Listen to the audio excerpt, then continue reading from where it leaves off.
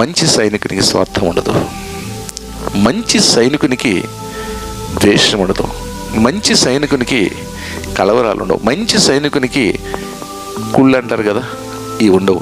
ఇవి ఉంటే ఐక్యత రాదు. అది ఉంటే పొడుగు అంటే కొనసాగింపడం కూడా కష్టమవుతుంది. ఇప్పుడు ఏమైపోయిందంటే ఆ తాడు పేనేవాళ్ళు తక్కువైపోయారు.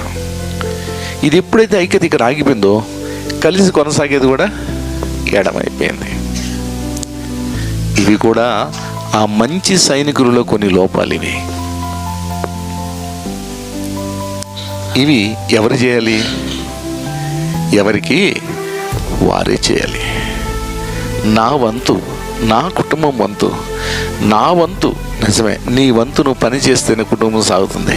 నీ వంతు నీవు పిల్లలకి, నీ వంతు నీవు కుటుంబంలో పని, నీ వంతు నువ్వు ఇవన్నీ చేస్తుంటేనే ఒక దినం సాగుతుంది సహోదరుడు సహోదరి, అవునా కదా? మరి నీ వంతు క్రీస్తు పని చేస్తే మరొక దినం క్రీస్తుతో కొనసాగుతుంది కదా.